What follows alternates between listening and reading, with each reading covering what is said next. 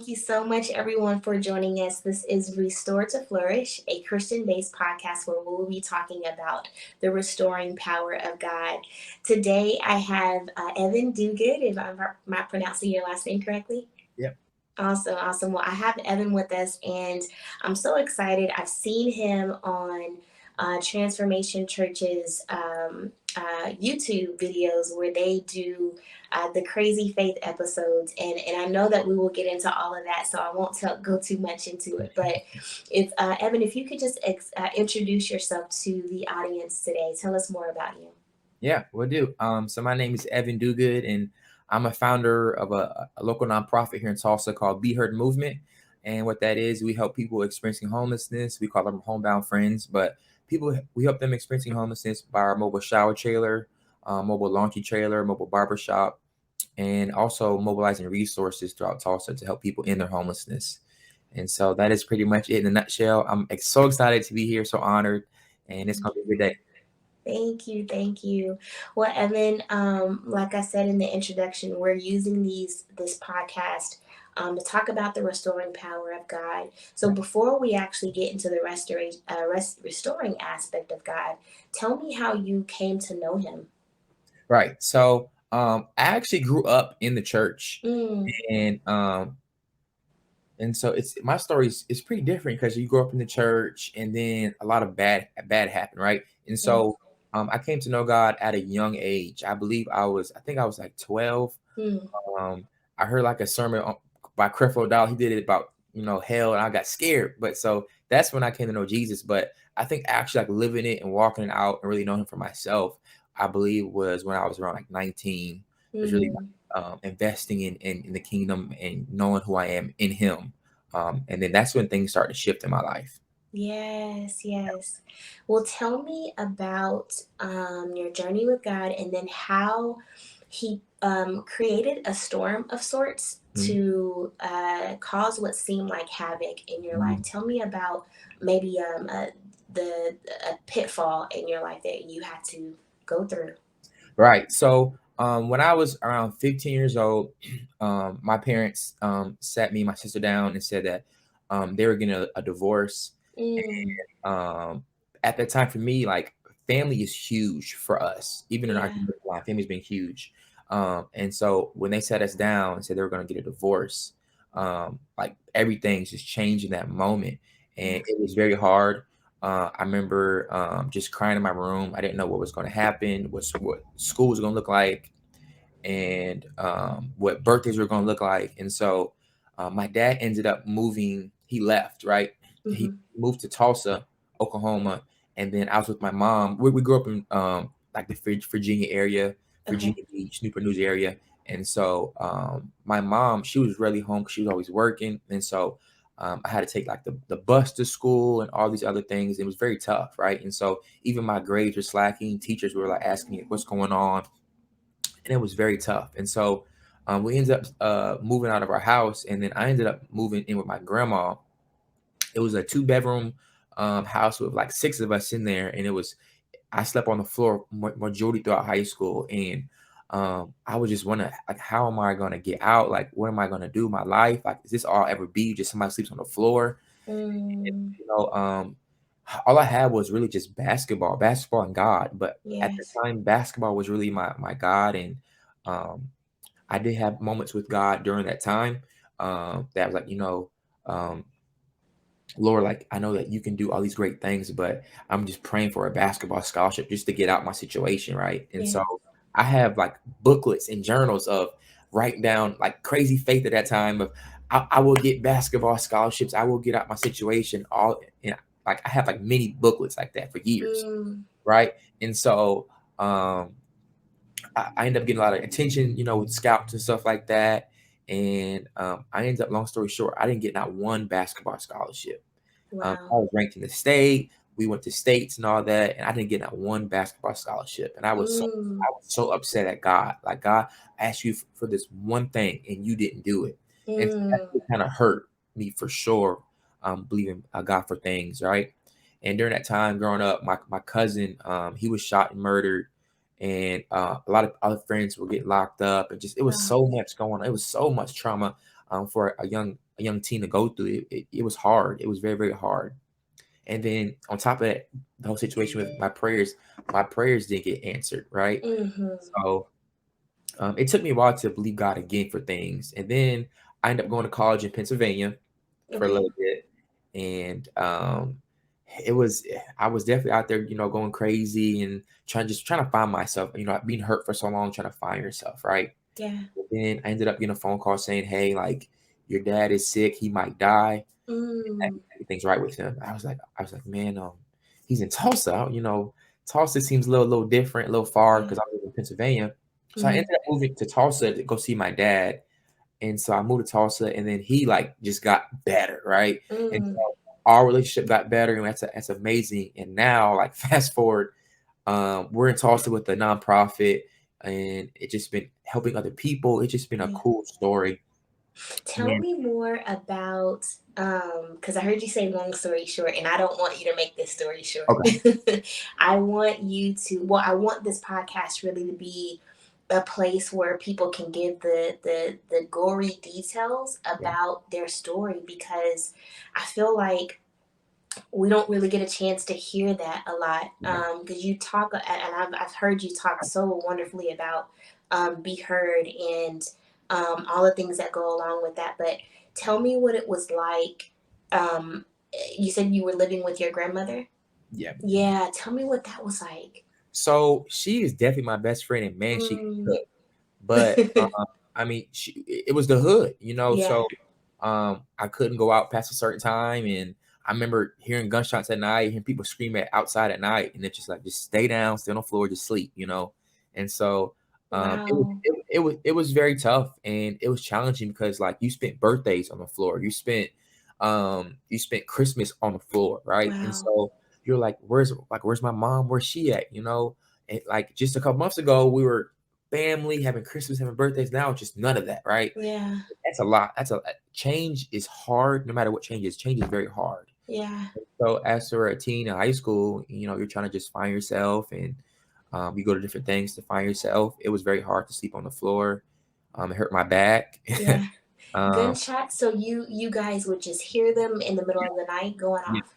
hear him in the middle, like going off, and then there was a neighbor we had that he was screaming. Woke up like in the middle of his parking lot. Just it was very a lot of stuff happened down then, Wow. and that's when I found out my cousin he was shot and murdered as well. Wow. And so actually, I remember that day when they came in and told me. I was on the floor sleeping, like, hey, Jaquan's been shot and murdered. And Jaquan, Mm. I played basketball with all my cousins growing up. We go around all throughout the city, go to different rec centers and different playgrounds, just play basketball together. And so now, like, I couldn't play basketball with him. So I'm on the Mm. floor, parents divorce, grades is slacking, basketball's doing okay, and Yeah. there's so much trauma going on that like it was extremely tough. Like the fact that I'm still standing, the fact that I'm still here is a miracle for sure. Yes, yes. Well, tell me more about what it was like after you, or as you were going hard in basketball. And I can imagine, or I can't imagine, because I didn't play basketball, but I can only imagine the level of defeat that you, or not the level, but the extreme defeat it felt to go through, defeating feeling it felt to go through, um, trying to get these scholarships and trying to do this and this and that. Tell me more about that time of your life when you had so much hope into getting these scholarships and God just would not allow it.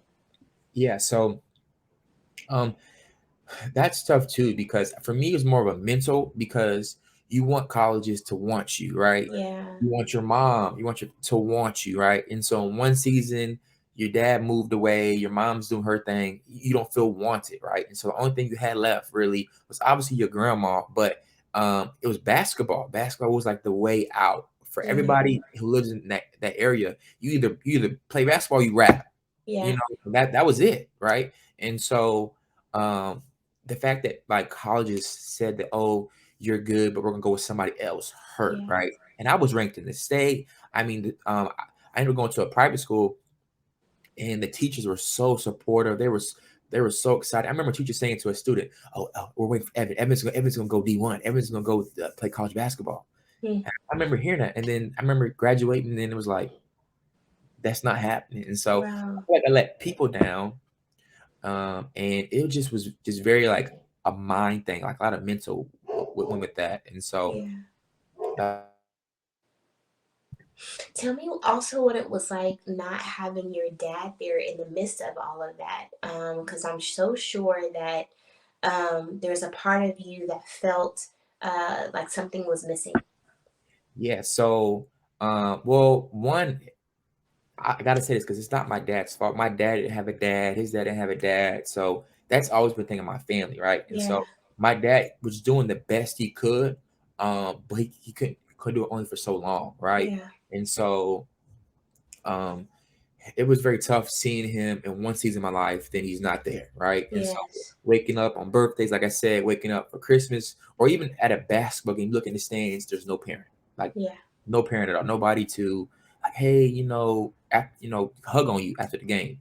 That was family, Hmm. and so that was very tough. And for me now, like I didn't experience that fatherhood growing up.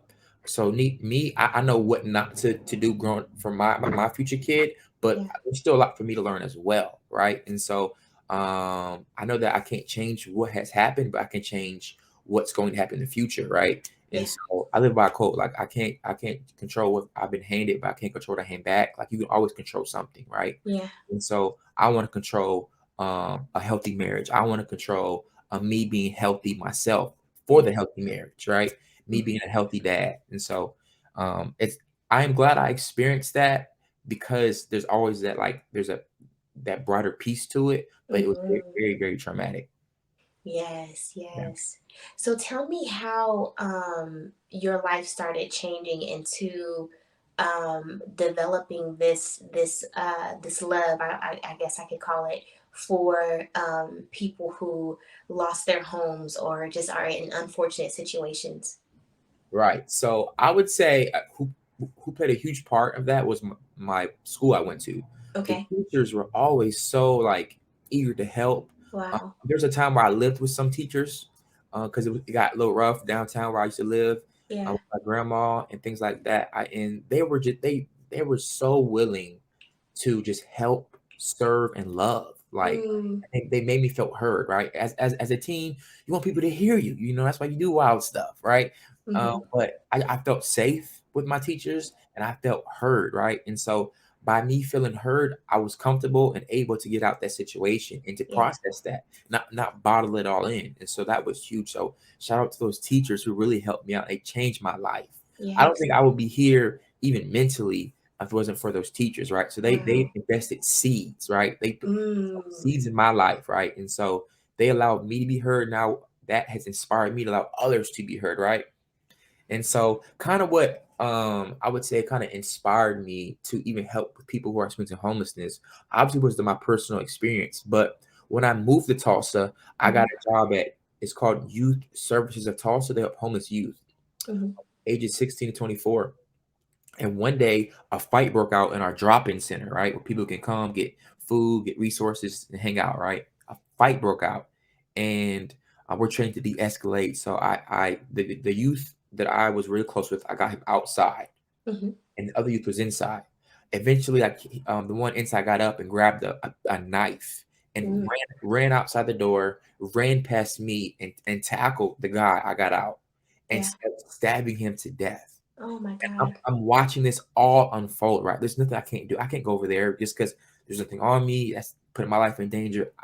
I was at like his will, Yeah. right? So seeing that, and I knew both the youth. So the youth that I got out first, he was abused by his adoptive parents, by his parents, and nobody will listen to him. People always say, "Oh, just get a job or get off the dope," all that stuff, right? But nobody took care to listen of why he's doing what he's doing, right? Yes. And so I feel like in the other youth, he almost had the exact same story. So two people who were unheard met each other and then it just blew up, right? And Wow. so, like, what if we stepped in? And I don't do a lot of what ifs, but like, what if we stepped in to listen first? Mm-hmm. Allowing them to be heard versus me telling them what to do. That's why for me, I love listening because it's so powerful. And so when I'm always in like meeting with somebody and they're talking, I never really say I as much Mm, because that's putting the focus back on me.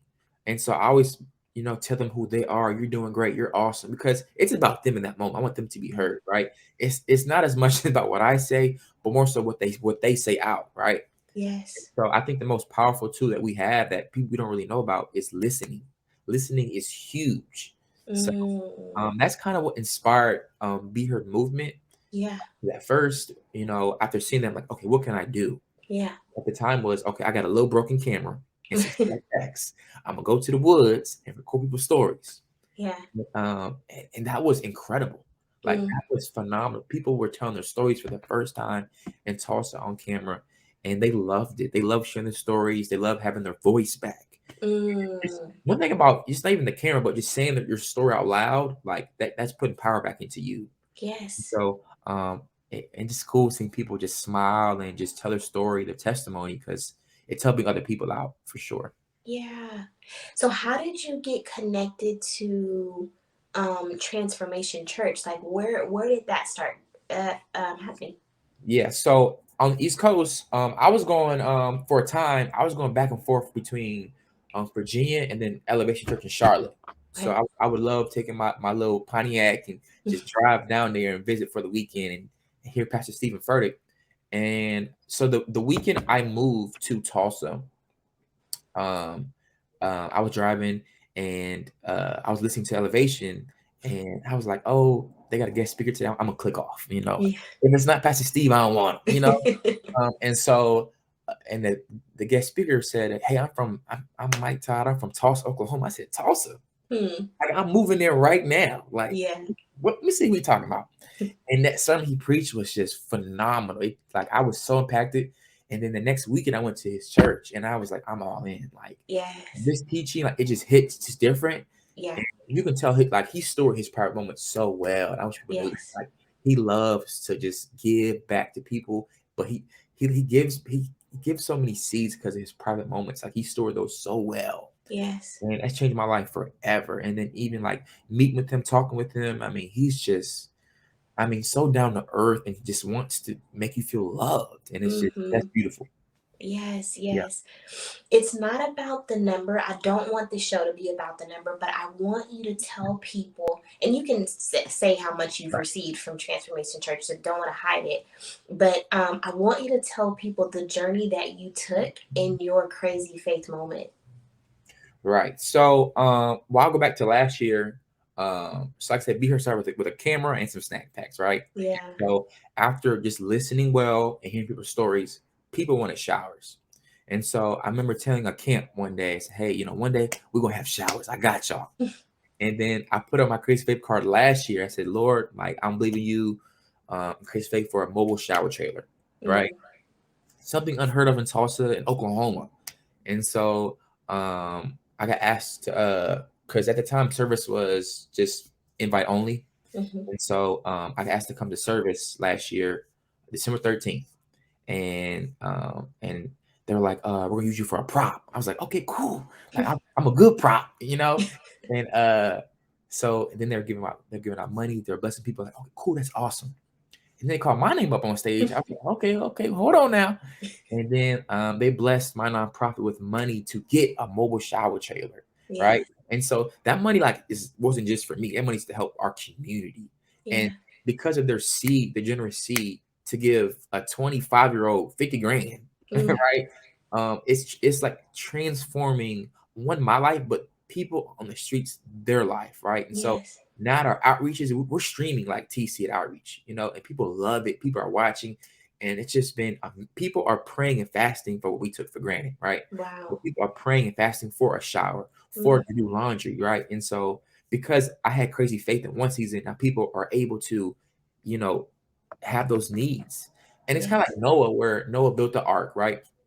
He obeyed first. And like the next chapter after he built it, all that, it lists all these names. Mm, All those names were saved because of his obedience, right? And so yes. if Noah didn't build the ark, those names would not be in that chapter, right? And Mm, so I feel like that if I didn't believe in crazy faith for that shower trailer, people might not have showers to this day, right? Yeah. Obviously, God can do miracles and work with other people, but for this time frame, I don't think so. Like, Yes. and so it's amazing to see people, take a shower and then they're crying. We hear them crying in the shower, and I Mm, was like, what's going on? Like, it's my first shower in months. Like, it's an emotional time. mm. There's also a mirror in there, like above the sink, so people can see themselves dirty, and then they come out, Wow. they see themselves clean, and that's powerful, right? And Yes. so I got goosebumps right now, but Yes.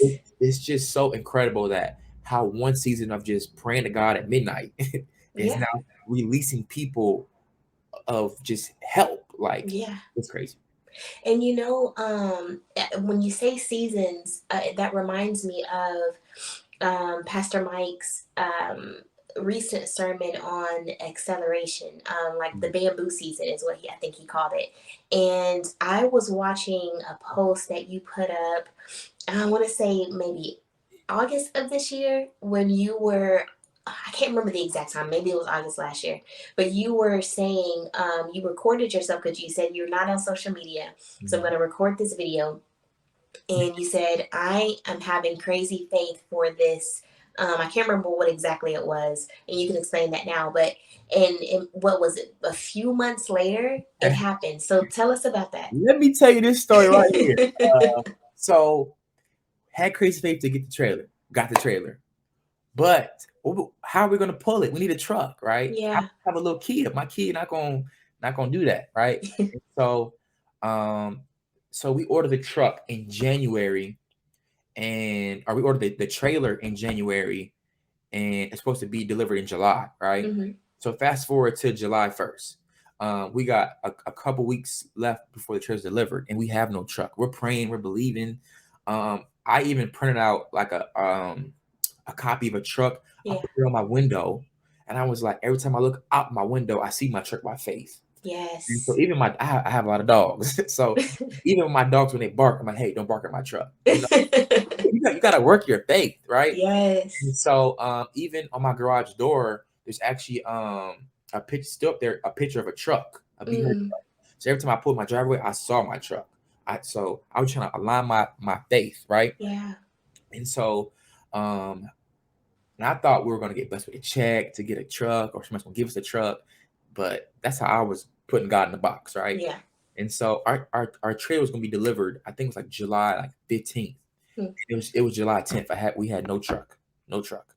yeah. And so I said, all right, God, I'm gonna trade in my personal vehicle to go back in debt. Mm, Right. And so I also had crazy faith to get my car paid off, yeah. and I got that my car paid off. So I had no payment. I was like, wow, God, you did it. Wow. Now I gotta trade my car to go back in debt Yeah. to help people. I was like, all right, God, that's weird, but we're gonna do it. Right. So and it felt so weird like doing that. Yeah. So we got a truck, and we owed I think like 35 grand on it. And I was like, all right, God, I'm believing you that we'll get paid off by the end of the year. Yeah. I get a phone call. The first payment is August 1st Mm-hmm. or August 31st. I get a phone call from a church, and they're like, hey, can you come to our service on Sunday? We love what you're doing. Can you share? I was like, okay, I love sharing. Let's do it. Yeah. And they called me on stage and paid off our truck Wow. before our first payment, right? God. And I was like, what? I was crying, I was jumping. I didn't know how to react. I was so excited. But I think God was like, don't put me in a box. Like, Yes. yes, I provided one way, but I can provide many different ways. Yes. Now, I'm believing God for something. I'm not gonna like try to picture how God's gonna do it. He just gonna like it's Yeah. gonna blow my mind anyways. And so Yes. I learned like don't put me in a box. Like I'm the God of outside the box, in the box, anybody. It just he's so faithful and so good, and it just his love and his grace just never fails. And the fact that like he provided the funds for the nonprofit first, he Yes. provided the funds for the trailer, he provided the funds for the truck, and now we got some more trailers and more trucks, and it's Mm. been God. And for me, even people who aren't believers, they know like, yo, you're 26, Yeah. like you're probably the only person in America who got all these vehicles homeless. And it's like, yeah, it's only God. Like yeah. this can only be God. Yes, yes. Oh, I love the work that you do with the people who are in the, I say streets because it reminds me of the clips that you do where you have them cooking, and Yeah, I just love that you give them an opportunity to be human again, yeah, and to live out loud instead of having to hide and be afraid of who they are. And I know that God is going to bless you even more. And I'm just honored that you had the time even to come on this show. This is a new show, and I just, like I said, I wanted people to hear the stories, the background stories of the people that they admire, because you never know what somebody is going through. To have to hear gunshots while you're on the floor sleeping in your grandmother's house, and to not have your father. Of course, I'm not saying anything bad about him, right. but there's going to be so many people that can connect with that, and they can feel like, okay, well, if he went through all of that, I know God can do that for me too. Yeah, So again, just thank you so much, Evan. And I asked you before we went on if it was okay that you pray us out. So I asked that you do that now. yeah. If I Okay. just add one more thing, Yeah. real quick. I know a word for you this year is anchored, and so we out here in the deep, but I believe that God takes you through deep waters because your enemies can't swim. Yes. And so I feel like I went through that for a reason, and now we're helping other people for a different reason. So I'm just very excited to be here. Yeah. And it's crazy till it happens for sure. I Exactly. can definitely pray us out. Yes. Okay. In the name of Jesus, thank you for this time to fellowship, this time to just brag about you. It's Mhm. all been about you. This will forever be about you. Thank you for this podcast. This will transform people as they listen. That something will shift within their hearts, that 20 years from now, she'll hear stories of, hey, that one time, that one dude with that weird orange shirt. Um, like when y'all talk, something shifted in my own life, within my family, right? So thank you, Lord, for the stories that she will hear years from now, days from now, weeks from now. We're so excited for how you're going to move in people's lives, even her life. We speak protection over her podcast, that this is transformational content to transform lives, and that she does it for the glory of you. In Jesus' name I pray, amen. Amen. Amen. All right, everybody. Thank you so much for joining us. You all have a good day.